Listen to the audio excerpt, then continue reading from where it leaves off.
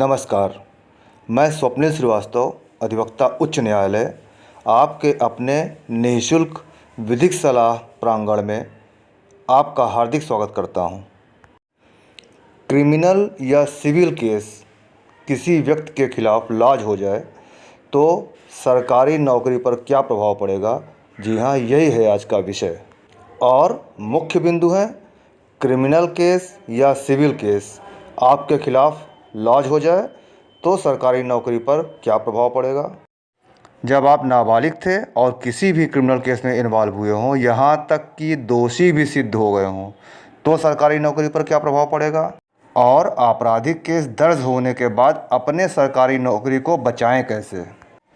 Unfortunately, अगर आपके खिलाफ कोई क्रिमिनल केस रजिस्टर हो जाता है तो केस रजिस्टर हो जाने मात्र से ही आपके सरकारी नौकरी पर कोई प्रभाव नहीं पड़ता। प्रभाव तब पड़ता है जब 24 घंटे या उससे अधिक का समय आपको पुलिस कस्टडी या जुडिशियल कस्टडी में रखा गया हो। ऐसे में डिपार्टमेंट आपको सस्पेंड कर सकता है।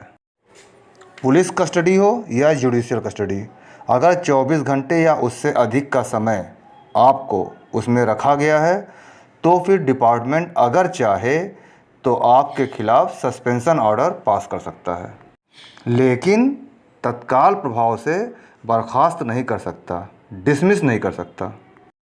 माननीय सर्वोच्च न्यायालय और देश के विभिन्न उच्च न्यायालयों ने अपने कई फैसलों में कहा है कि किसी भी क्रिमिनल केस में अगर किसी भी इंसान को 24 घंटे से कम न्यायिक हिरासत या पुलिस अभिरक्षा में रखा गया है तो उसका सस्पेंशन इल्लीगल होगा।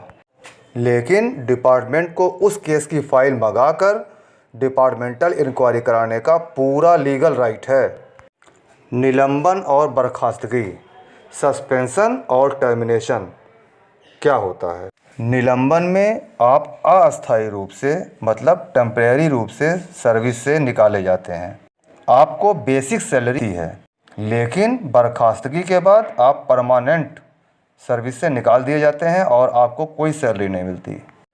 आप गवर्नमेंट जॉब में हो और आपके खिलाफ अनफॉर्चुनेटली कोई क्रिमिनल केस रजिस्टर हो गया, तब सस्पेंशन से बचने के लिए पहले गिरफ्तारी ना हो इसका प्रयास करना पड़ेगा।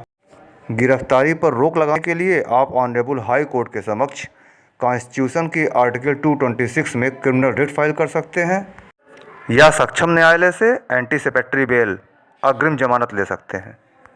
कोर्ट ने अगर आपकी गिरफ्तारी पर रोक लगा दी या अग्रिम जमानत का आदेश आपके पक्ष में पास हुआ, तब ना तो आपकी गिरफ्तारी होगी, ना पुलिस अभिरक्षा में जाएंगे और ना ही न्यायिक अभिरक्षा का सवाल उठेगा, जिसका परिणाम ये होगा कि आपका निलंबन रुक जाएगा। अगर सिविल केस कोई भी आपके खिलाफ होता है तो कानून में ऐसा कोई भी प्राविधान नहीं है जिससे आपकी नौकरी पे कोई आँच आए। निलंबन हो या बर्खास्तगी हो, कुछ नहीं होगा।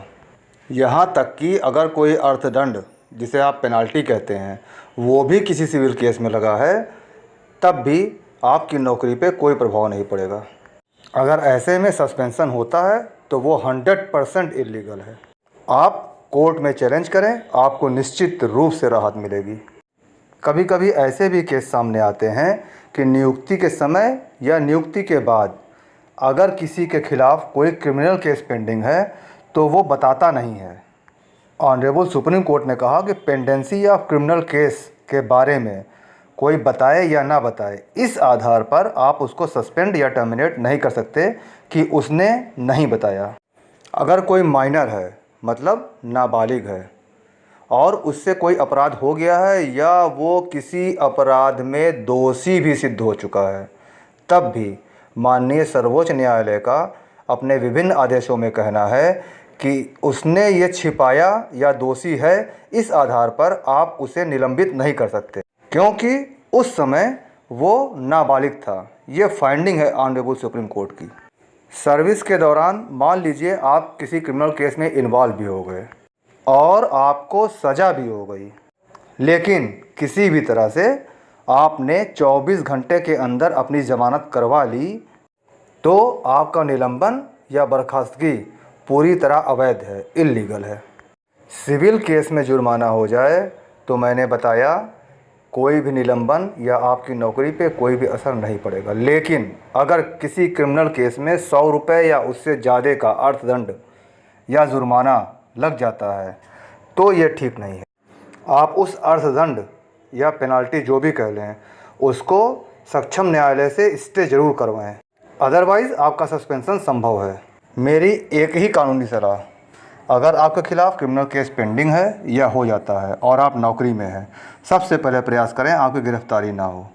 इसके लिए आप हाई कोर्ट से अरेस्ट स्टे करवाएं या अग्रिम ज़मानत लें। कानूनी सलाह या सहयोग के लिए मुझे फ़ोन करें या व्हाट्सएप मैसेज करें। धन्यवाद।